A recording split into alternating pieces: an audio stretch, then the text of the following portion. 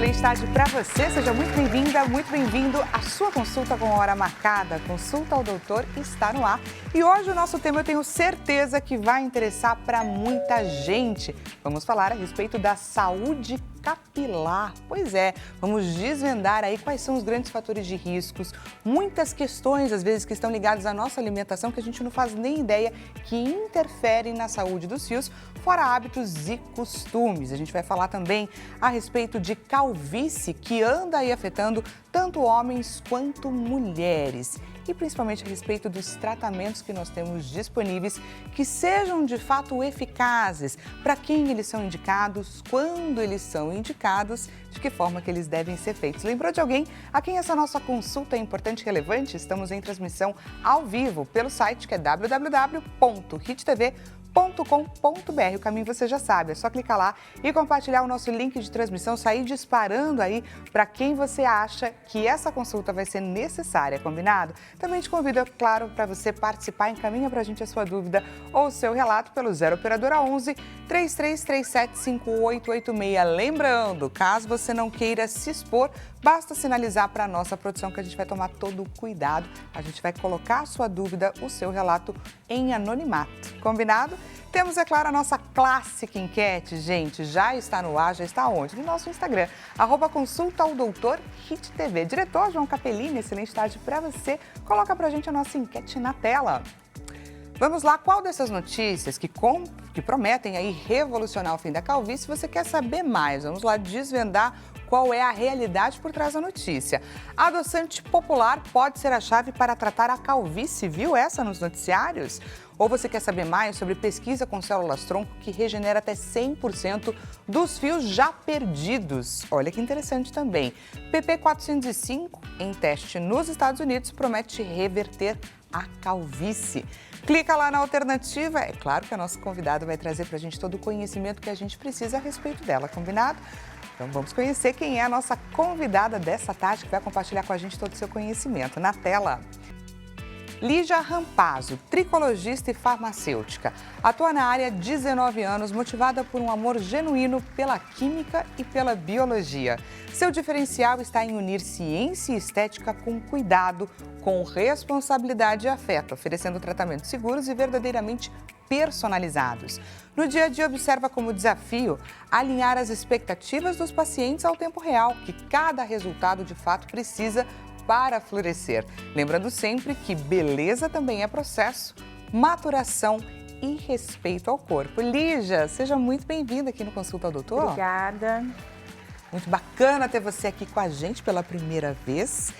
Queria começar entendendo, né? Porque muitas pessoas têm aquele costume de dizer assim, cabelo é estética. Mas não, a saúde do nosso fio diz muito a respeito do nosso corpo, de questões metabólicas, não é verdade? Sim, é muito comum quando a pessoa percebe, né, uma queda, ela estar associada a algumas patologias até. Então, por exemplo, quando a pessoa tem alguma alteração na tireoide, quando a pessoa tem uma anemia, quando a pessoa passa por algum processo crônico, como, por exemplo, o Covid, como a dengue, é comum a gente ter a queda capilar nesses momentos, né? Falta de vitaminas, sim, imagino que também interfere. Sim. Então, olha, pessoal, muitas vezes por trás de uma queda de cabelo, de um cabelo enfraquecido, de um cabelo mais opaco, pode ter aí informações importantíssimas a respeito da sua saúde.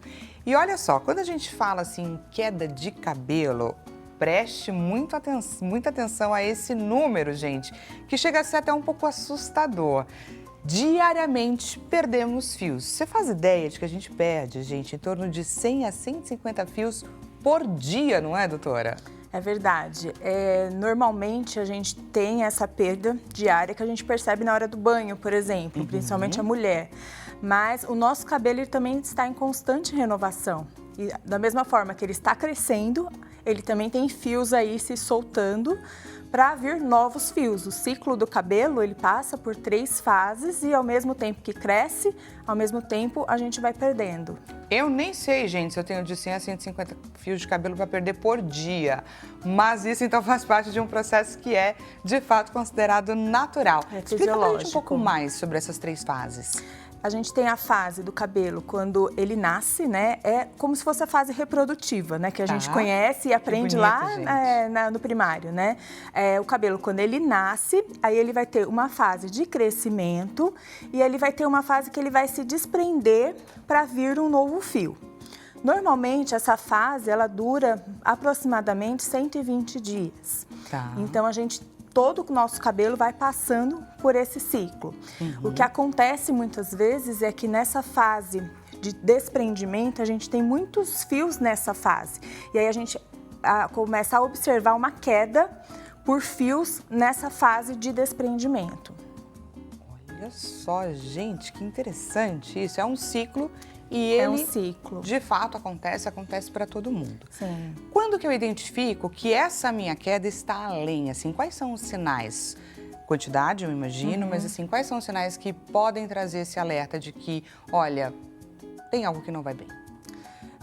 Quando você percebe, por exemplo, fios no travesseiro, normalmente não é para ter. Se você acorda, toda vez que você vai arrumar lá a sua cama, tem fios no travesseiro, é um alerta que pode estar caindo um pouquinho mais. Quando a mulher lava o cabelo e sai uma quantidade que chama atenção, normalmente está caindo a mais também.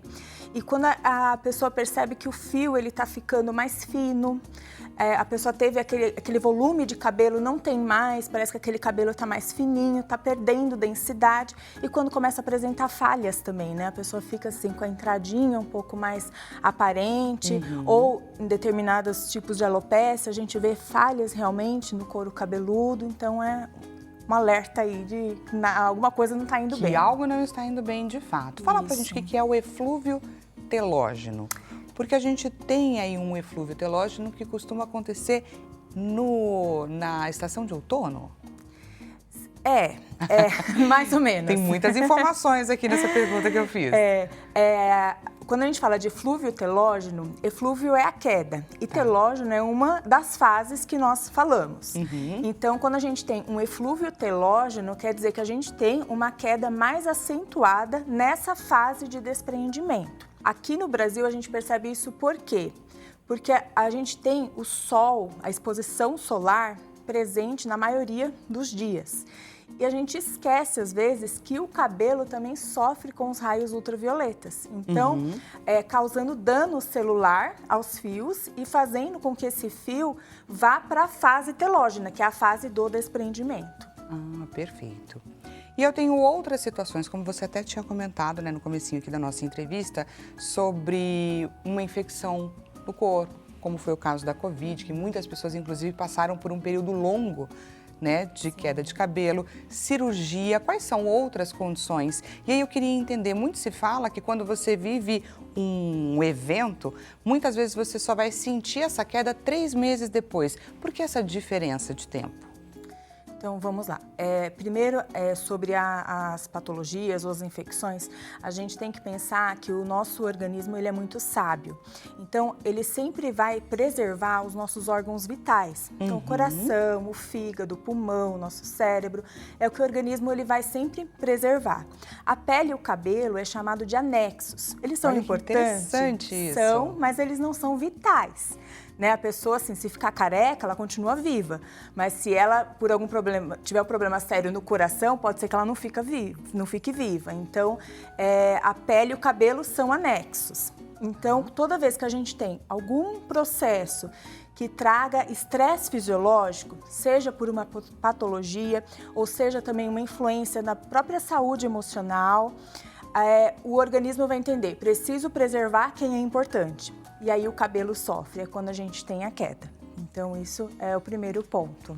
Olha que bonito, gente, que o nosso corpo funciona diante de uma situação de risco. É como se ele entendesse a situação que você está e ele focasse, então, tudo que ele pode, concentrasse todas as suas forças e energias para te manter vivo, ou seja, guiando aí para os órgãos vitais. E aí, por isso que, infelizmente, essa questão mais secundária é colocada em outro plano. Exatamente. Muito interessante. E quanto ao tempo, né, vai aparecer 3 meses depois, a gente volta ao ciclo do cabelo, né? As fases do cabelo, que é mais ou menos ali 120 dias, é quando a gente vai perceber que realmente eu tô com mais fios naquela fase de queda. Então, por isso que a gente tem essa impressão de 3 meses depois, a gente percebe aquela queda, mas a queda começou lá quando você teve o estresse, a patologia, enfim. E eu tenho outras questões que aí podem estar associadas diretamente à saúde do couro cabeludo, que pode vir a levar a uma queda, não é, doutora? Sim, também. Eu sempre oriento meus pacientes sobre a importância da lavagem do cabelo. A gente pode prevenir muita coisa lavando corretamente o cabelo. Porque essa informação eu preciso. Porque, por exemplo, um couro cabeludo mais oleoso, ele vai ter ali muitas células mortas, ele vai ter ali uma proliferação de bactérias que pode causar dermatite seborreica, pode causar descamação, que vai levar a uma queda de cabelo. Então, eu sei que tem mulheres que gostam de lavar o cabelo só em salão, e aí lava uma vez na semana, e aí compromete a saúde do couro cabeludo. A gente tem que lavar os cabelos pelo menos 3 vezes na semana, e se a pessoa tem uma raiz oleosa, essa lavagem tem que ser diária. Tudo bem lavar o cabelo todos os dias? Tudo bem, é até melhor lavar do que não lavar. Porém, o único detalhe, assim, de não deixar o couro cabeludo úmido. Né? Então, se deixar o couro cabeludo úmido, a gente também tá ali um ambiente favorável para a proliferação de fungos, principalmente.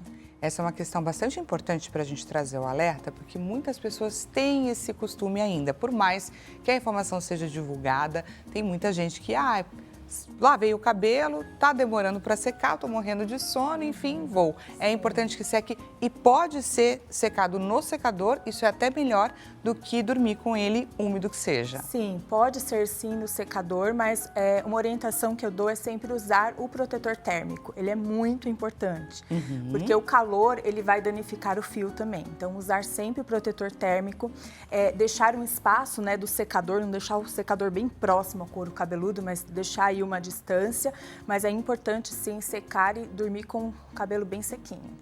Maravilha. Temos perguntinha da nossa audiência?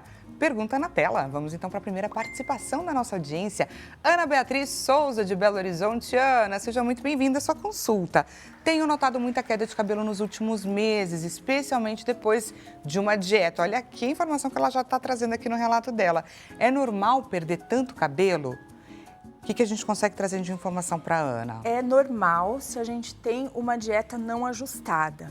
E eu até trago também que eu tenho recebido no consultório muita queixa dos pacientes que estão usando as canetas emagrecedoras, que está em alta aí. Importante esse alerta. E está com muita queda de cabelo. Por quê? Na dieta ou no uso de algum medicamento que inibe a fome, a gente tem uma ingesta alimentar muito menor.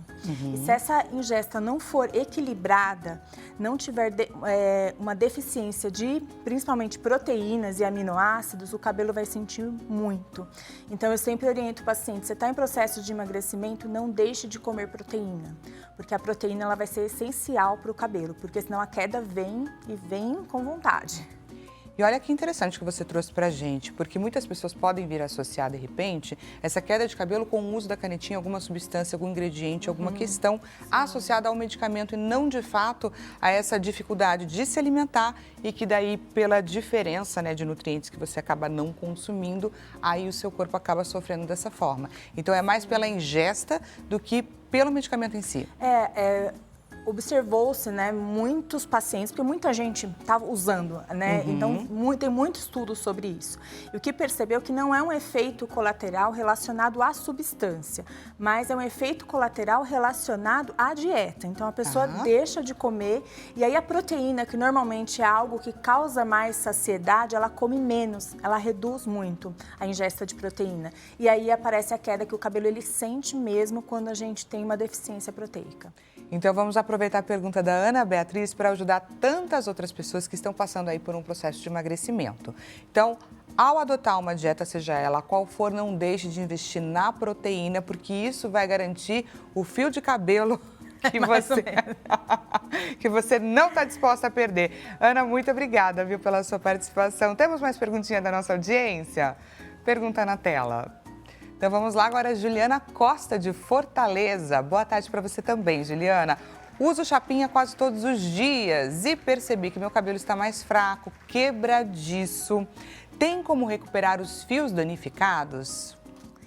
O calor, ele é um fator bastante prejudicial para o fio, né? Então, tudo bem, quer usar chapinha? Pode usar chapinha, tem o secador também, porém, o uso do protetor térmico, e tem protetores no mercado com uma proteção térmica de 230 graus, que é o da chapinha, né? A temperatura da chapinha.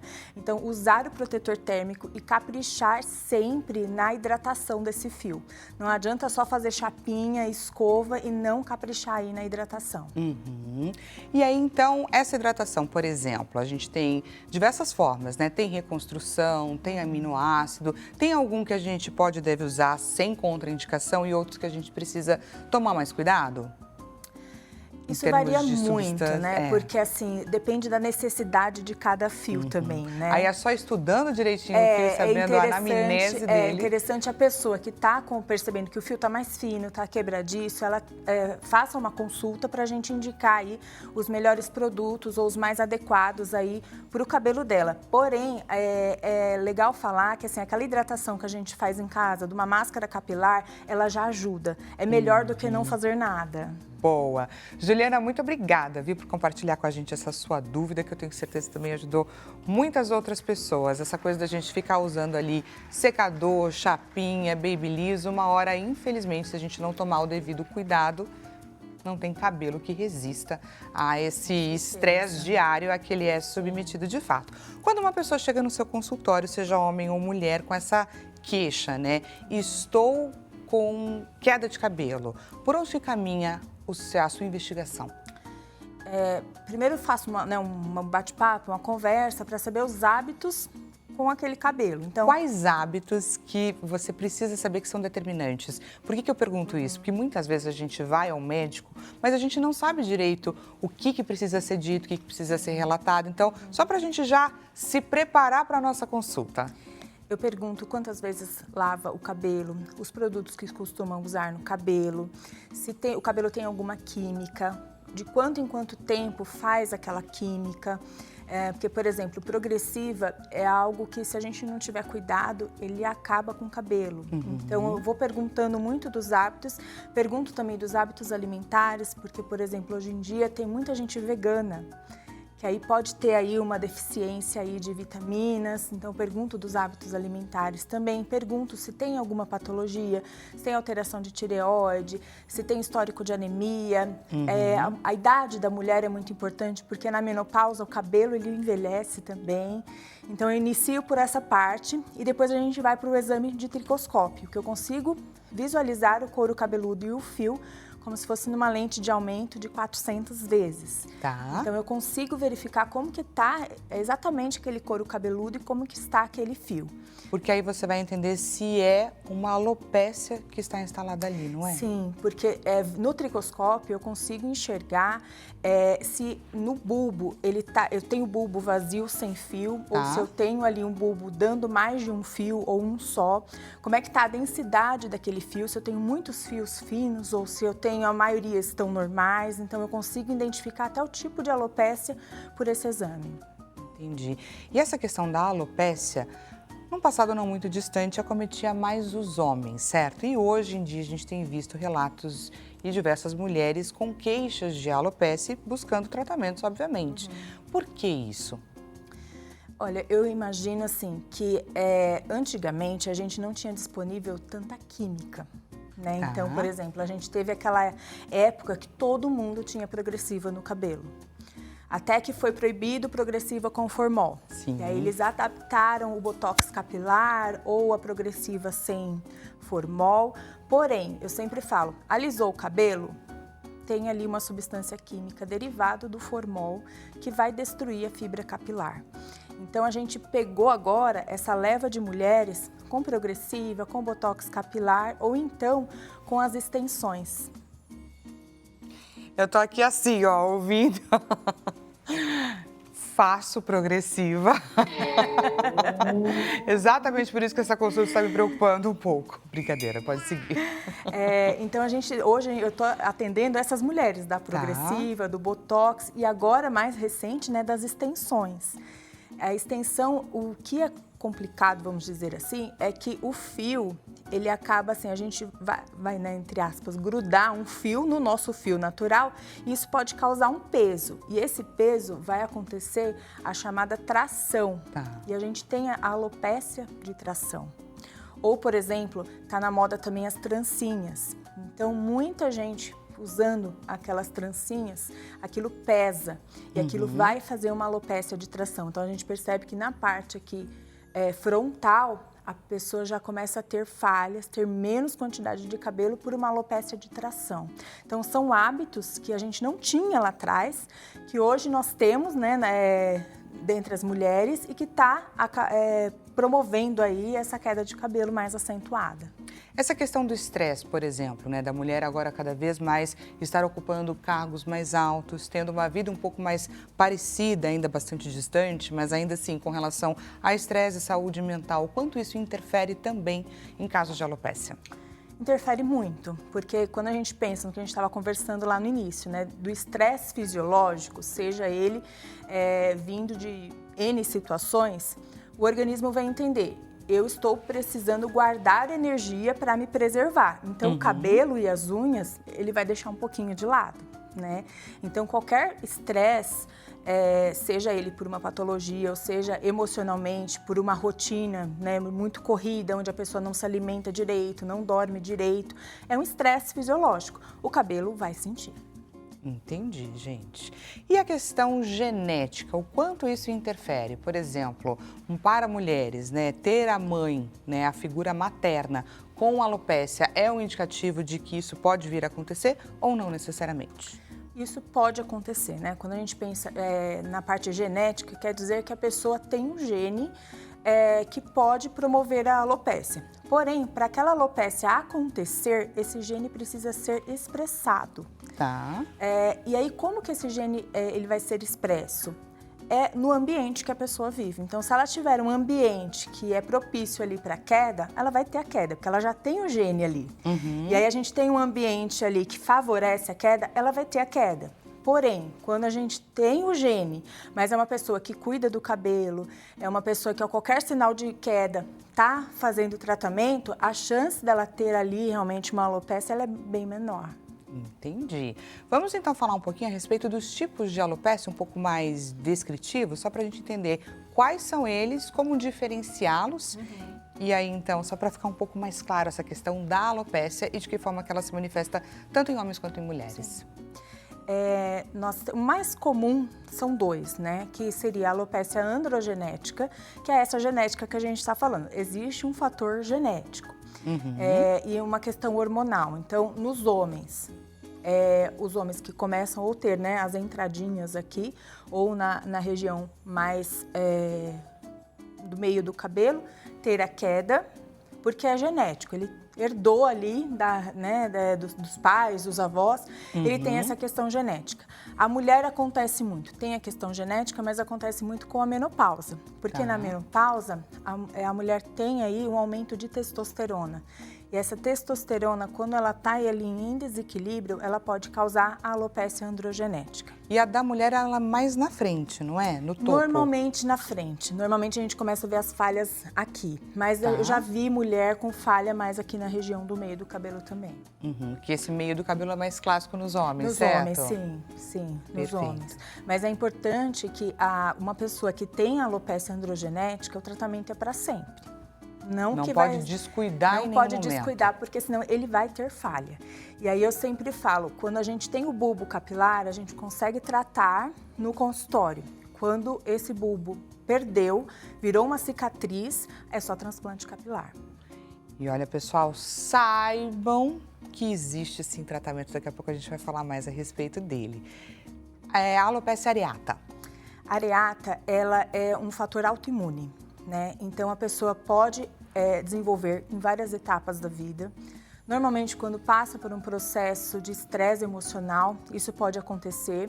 E ela se assusta porque ela fala que parece que tem buracos na cabeça. Normalmente, ela chega no consultório, eu tô com um buraco na minha cabeça. É bem característico, é uma região, né, delimitada ali, que tem a falta do cabelo. é por uma origem autoimune. E aí o tratamento também totalmente diferente de uma alopecia androgenética. Essa tem uma relação direta com questão emocional ou não necessariamente? Não necessariamente, mas a gente observa que durante momentos de estresse, é como se o nosso sistema imune desse uma falhada e ali aparece a alopecia areata.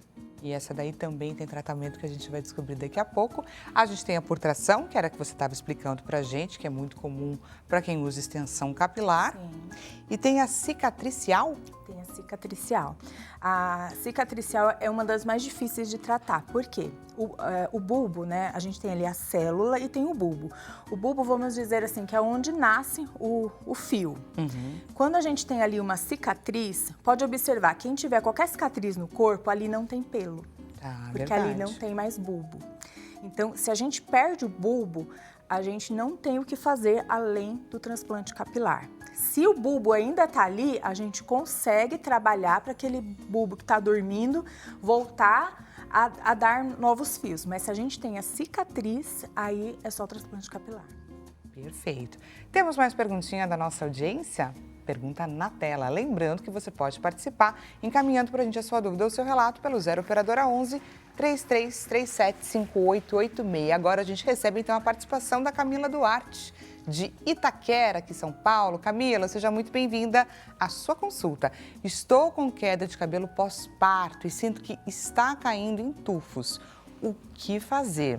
Essa queda após o parto ela é muito significativa e uma queixa comum de todas as gravidinhas, né? Acho que sempre acontece, né? Talvez 95% das mulheres pós-parto vão apresentar queda. E a gente tem aí como causa o próprio aporte nutricional, né? Que nem sempre a mulher tem tempo para se alimentar bem, né? E o que se alimenta acaba indo tudo para o bebê no leite. Então, a gente tem uma deficiência aí realmente nutricional.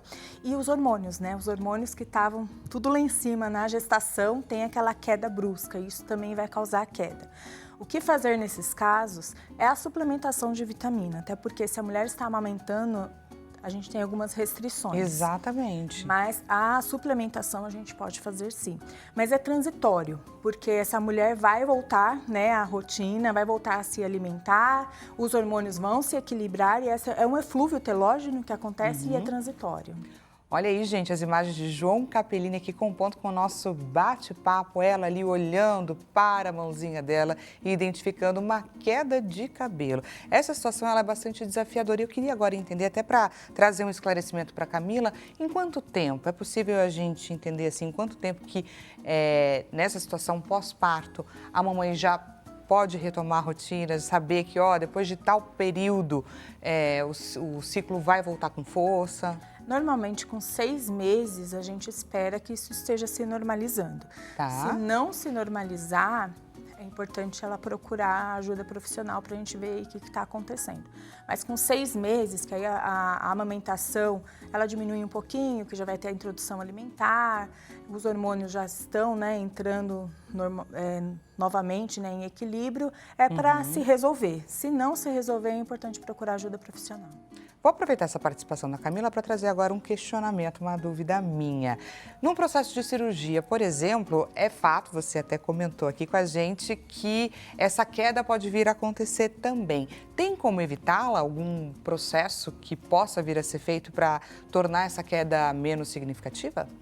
Se a pessoa vai fazer uma cirurgia eletiva, então a gente pode, né, ter um panorama de como é que está a saúde dela e se tem alguma coisa que a gente pode fazer para prevenir ou pelo menos minimizar a queda. Então verificar como é que está o ferro, a ferritina, são exames super importantes para o cabelo, a parte hormonal da pessoa, porque se tiver algum desajuste, a gente consegue corrigir para que pelo menos assim, ela vai entrar para a cirurgia saudável. E aí minimizar um pouco aí dessa queda pelo estresse fisiológico da cirurgia. Maravilha, tá vendo, gente? Como a gente consegue, né, passar pelas nossas dificuldades com informação de qualidade, entender de fato quais são as questões que envolvem essa queda de cabelo, porque como eu disse no comecinho, já logo na abertura, não estamos falando só a respeito de uma questão estética, mas a saúde do seu cabelo pode dizer muito a respeito do seu metabolismo, de como está o seu corpo. Por isso a importância, é claro, de você buscar um profissional referência, alguém que você confie, que vai te ajudar e te orientar ao longo desse processo. Consulta ao doutor vai para um rápido intervalo e quando a gente voltar, a gente vai descobrir quais são os caminhos de tratamento. Já estou esperando por você.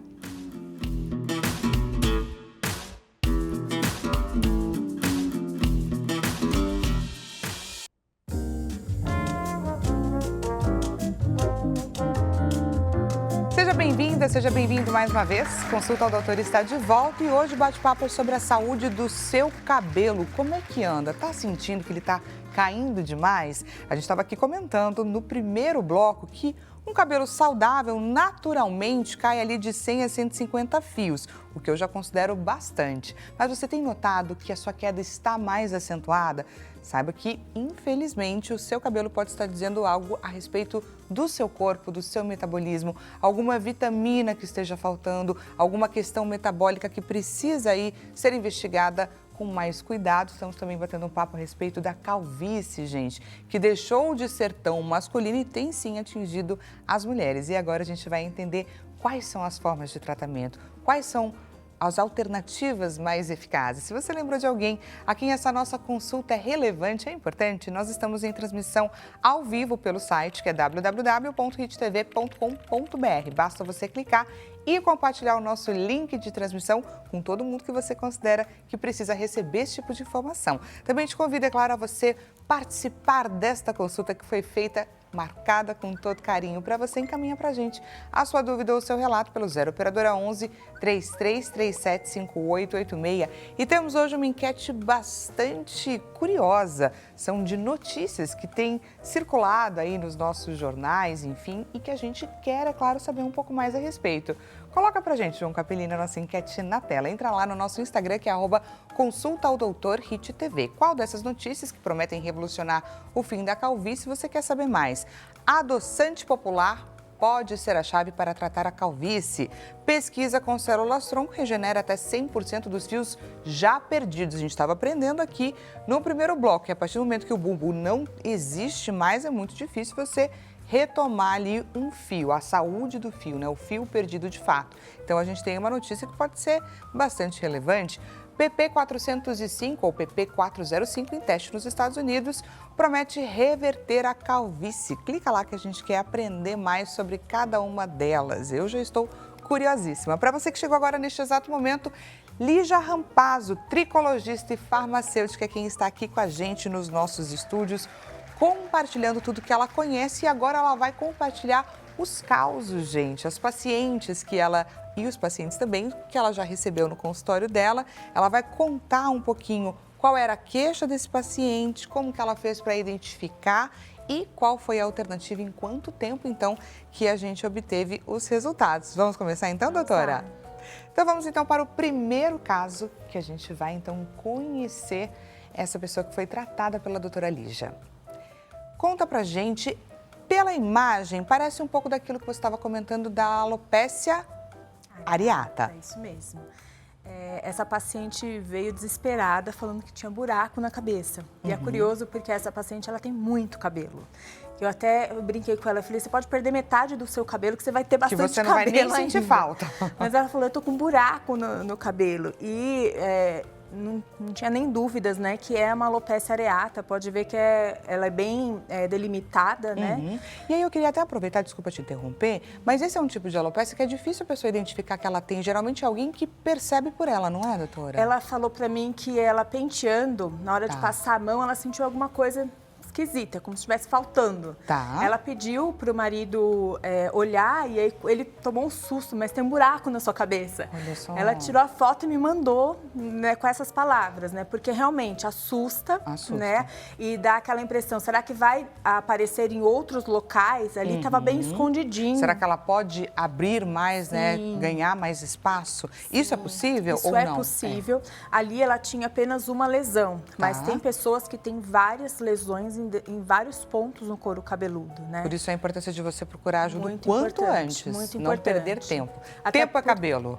Tempo é cabelo, exatamente. Até porque é um tratamento super tranquilo esse, fácil, e em 2 meses a gente já tinha recuperado e já estava bem menorzinho ali a lesão. Mentira que esse antes e esse depois, a Foi em diferença 2 de tempo meses. são 2 meses apenas. Em 2 meses.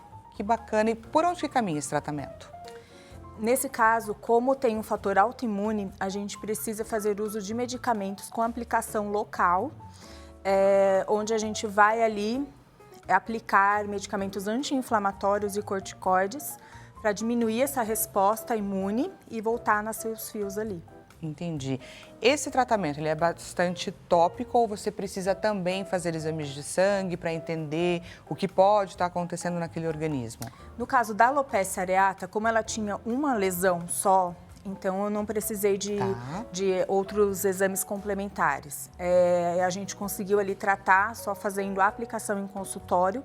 Passei para ela uma pomadinha para ser aplicada em casa também e se resolveu bem tranquilo. Essa questão pode vir a voltar? Pode. Pode. É uma coisa que ela sempre tem que ficar atenta. Sim, na verdade, praticamente todos os tipos de alopécia, ela pode retornar em algum momento da vida. A areata está muito relacionada à questão emocional, então qualquer estresse que ela tiver, ela pode voltar a ter esse tipo de lesão. Isso pode ser um gatilho. Pode. E aí, por exemplo, ela fez esse tratamento de 2 meses, em 2 meses a gente já teve esse resultado, aí ela parou completamente ou ela retorna de vez em quando para fazer alguma coisa de manutenção? Não, no caso dela eu dei alta para ela com 4 meses, quando já tinha toda a lesão fechada, né? Na foto a gente vê que ainda tinha um pouquinho. Então, eu dei com 4 meses alta porque eu tinha toda a lesão fechada. Tá. E aí a única orientação que eu dei foi, percebeu que está começando em algum lugar, já retorna para o consultório para isso não abrir. Maravilha, gente. Vamos então para o segundo caso. Esse daí é muito interessante porque a gente tem várias causas nessa paciente. Aí é bem claro uma alopecia androgenética, porque a gente percebe que essa risca, né, do meio do cabelo, ela tá completamente aberta na primeira foto. Tá. E na segunda a gente já vê ali fechando, porque tem cabelo crescendo, então essa risca ela já tá mais volumosa, né, não tá tão aberta. E essa paciente tem a questão da idade. Eu ia até perguntar isso. Em torno de qual idade? 54, se não me engano. Então, ela já era uma mulher menopausada. Porém, era uma mulher pós-bariátrica e também que usou aplique, as extensões no cabelo, por mais de 10 anos.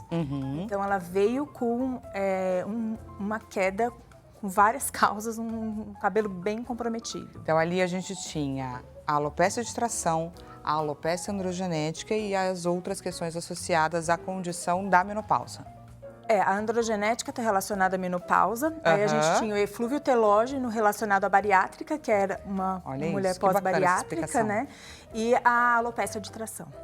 Perfeito. E aí, como que você pensou num tratamento que chegasse a esse resultado? Em quanto tempo que a gente chegou? A gente chegou com ela nesse resultado em 8 meses. Tá. E foi suplementação via oral em casa, tônico, aí foi a aplicação de laser, foi aplicação também com microagulhamento em consultório. Foi isso no caso dela. De quanto em quanto tempo ela fazia essas aplicações? Inicialmente de 15 em 15 dias. Quando eu percebi que o cabelo já estava respondendo, a gente começou a espaçar para 1 mês. Porém, como ela tem aí uma alopecia androgenética junto, eu deixei ela em manutenção de 3 em 3 meses. Entendi. Existe alguém que não possa vir a fazer um procedimento como esse? Se tiver alguma contraindicação médica. Então, por exemplo, uma pessoa com câncer em tratamento oncológico, a gente não pode fazer pelos riscos, que é um tratamento que é agulhas muito pequenininhas, mas acaba sendo invasivo, né? Pode prejudicar aí, o tratamento oncológico da pessoa. Alguns medicamentos que eu uso, né, no consultório tem alguma contraindicação. Então, quem tem problemas cardíacos, tem, por exemplo, contraindicação o uso de minoxidil, que ele é também um antihipertensivo, né? Então, a gente tem algumas contraindicações. Tem pacientes que a gente pode adequar o tratamento, mas tem aqueles que vão ter aí uma contraindicação absoluta, né? Perfeito. Gente, você falou do minoxidil e a gente tem várias formas de utilizá-lo no mercado, né? A gente tem o spray, a gente tem essas injeções, essas aplicações que são mais objetivas, né? E atingem outras camadas. E a gente tem também o oral. Queria que você comentasse um pouquinho sobre cada um deles. O minoxidil acho que foi um medicamento revolucionário, né, para a queda capilar, porque ele realmente dá bastante resposta. E aí a gente tem várias concentrações dele tópico. E aí, às vezes, as pessoas que brasileiro adora se automedicar, vai na farmácia, eu quero minoxidil, não se importa com a concentração e vai usando. É importante da concentração, por quê? Para a mulher vai ter uma concentração, para o homem vai ter outra concentração. Se a mulher utilizar a concentração que é para o homem, vai nascer cabelo? Vai, mas vai nascer bigode, vai nascer pelo. Olha isso, gente, que corpo sério. Inteiro. É sério. Então, a concentração é muito importante, por isso que não pode aí comprar na internet aí qualquer minoxidil. O spray é o mesmo do tópico, né? Vai variar aí também as concentrações. Oral tem sido muito utilizado. O que eu acho ruim do oral são muitos efeitos adversos, porque o minoxidil ele é um antihipertensivo. É até curioso porque o minoxidil ele foi estudado como um medicamento para pressão. E aí se observou nos estudos que ele tinha como efeito colateral a melhora da calvície. Então teve aquele start, né, que poxa, de repente eu posso usar essa molécula para tratar a calvície também, e realmente foi o que se estabeleceu. Que interessante. Mas ele acaba tendo muitos efeitos colaterais, então tem que começar com uma dose bem baixinha, ir aumentando aos poucos e observando aí os efeitos colaterais. E é muito bacana, gente, porque ali já, além de tudo, ela é farmacêutica. Então, ela tem a propriedade para falar para a gente a respeito dessa questão das dosagens, porque muitas pessoas fazem isso mesmo. Vão na farmácia, adquirem o produto e, às vezes, acabam tomando produtos, gastando dinheiro sem nenhuma eficácia, né? Sim. É muito comum, até no consultório. Quando eu pergunto para a pessoa o que você toma de medicamento, a pessoa às vezes lembra da receita médica. Eu falo, tá, e o que você comprou que você tem na sua farmacinha em casa? Aí tem aquelas gomas que se vendem. Caríssimas, gente. Caríssimas, e aquilo lá tem pouquíssimo efeito efetivo. Ou então vitaminas que estão de venda livre nas farmácias. Acaba não sendo adequado para a necessidade daquela pessoa. Então, é melhor evitar a automedicação, mesmo que seja, né, dessas vitaminas, né, e ter um tratamento adequado. Por isso, a importância de ir no médico, seguir direitinho o protocolo que ele montar para você, porque daí esse protocolo é individual, foi feito, pensado, considerando, é claro, todo o seu quadro, toda a sua questão corporal, do seu metabolismo. Efeito rebote do minoxidil, é verdade? Não. Que muitas pessoas costumam dizer assim, a hora que para de usar cai tudo. Então, não é necessariamente esse o caminho. Não. É uma lenda. É porque o minoxidil é muito usado na alopecia androgenética. Só que a alopecia androgenética ela é crônica, ela não tem cura. É a alopecia que não tem cura, não né? tem E não cura. o medicamento que Exatamente. oferece então, você para esse efeito. de usar, a alopecia está ali. Então, vai voltar a cair, né? Então, não é um efeito rebote, é da própria característica da patologia. E a gente estava aqui falando do minoxidil, queria falar um pouquinho também da finasterida, porque já existiu muita polêmica com relação ao uso da finasterida nos homens e muitas mulheres têm utilizado, não é, ultimamente? Tem.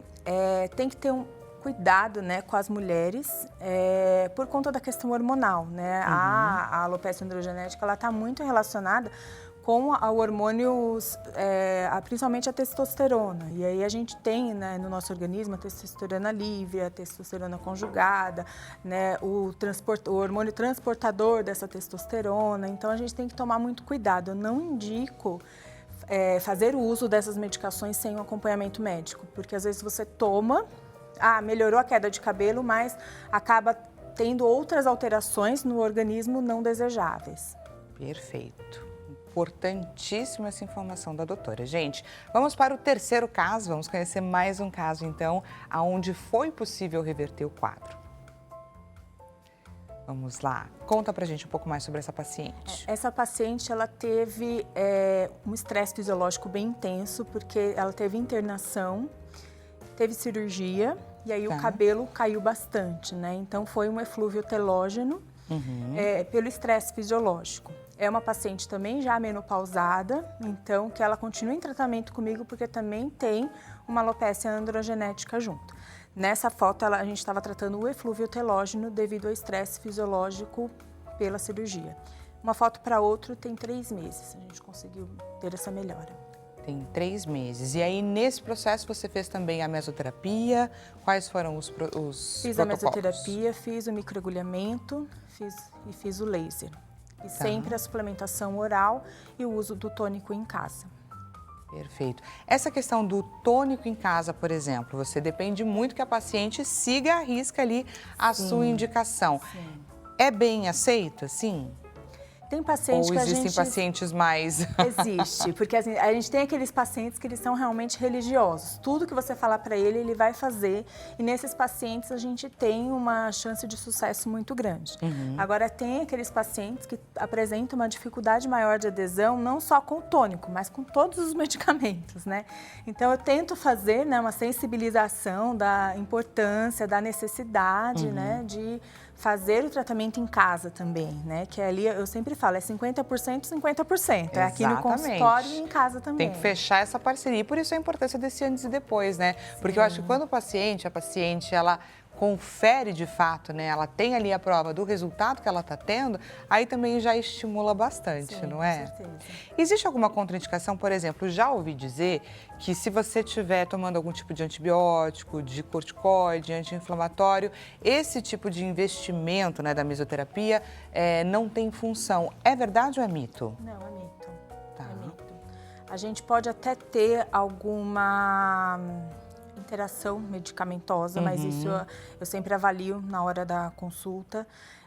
Ou alguma contraindicação, por exemplo, a mulher que tem histórico, por exemplo, de câncer de mama na família, ou então teve câncer de mama e ainda faz aquele tratamento em casa, né? Terminou a quimio, tudo, mas faz tratamento em casa. Tem algumas coisas que a gente não pode usar, mas é mito isso de, tô tomando antibiótico, corticoide, não posso. A gente avalia, mas não tem tanta relação. E mesmo porque a própria situação, né, dessa infecção, aquele corpo está tentando responder e o uso do medicamento já pode vir a levar a uma queda. Então, de repente, você consegue até compensar esse quadro, não é?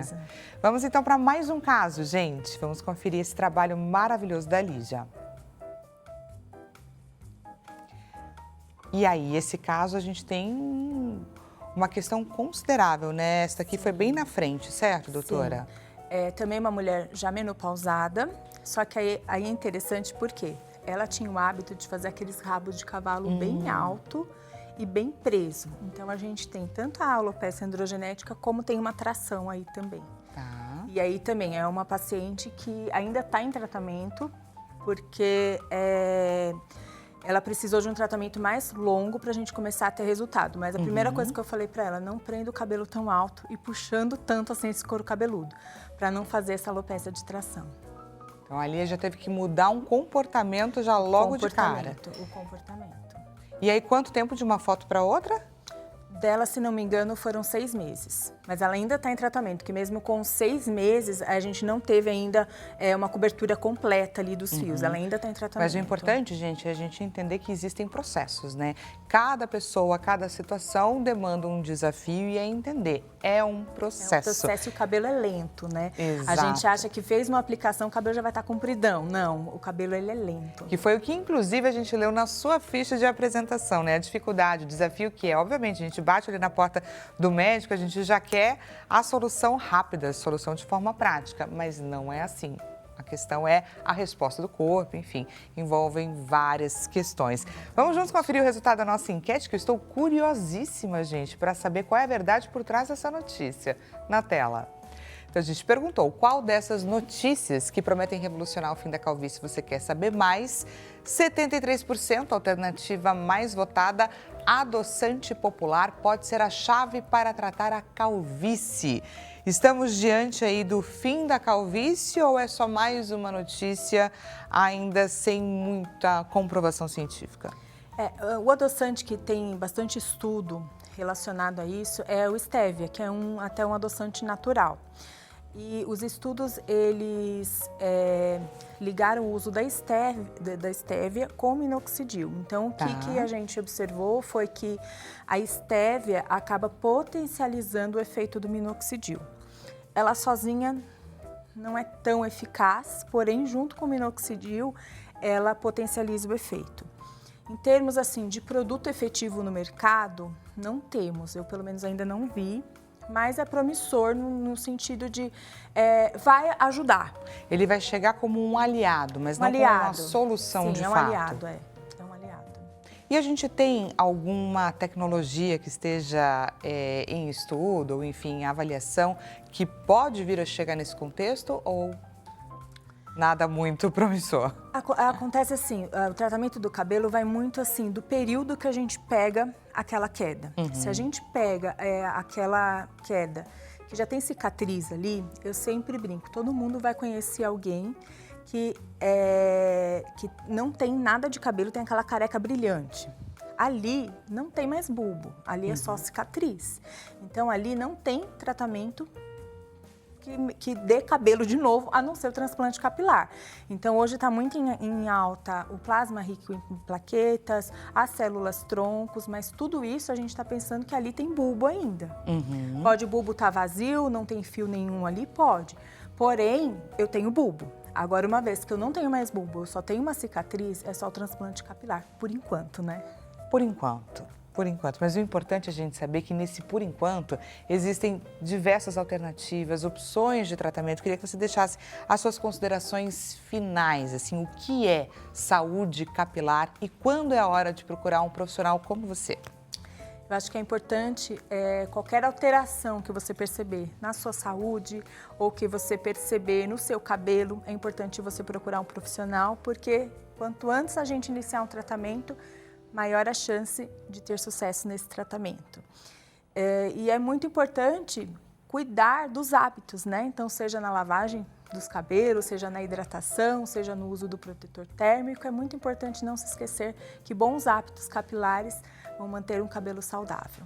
E aquela questão que a gente fala que a cada consulta ao doutor, a preocupação com a alimentação, com o seu tempo de descanso, tudo isso interfere, o sono interfere, qualidade de vida interfere, a manutenção do estresse interfere, não é, doutora? Tudo interfere. Quando a gente se trata de cabelo, é sempre lembrar, o organismo ele vai querer poupar o que é vital.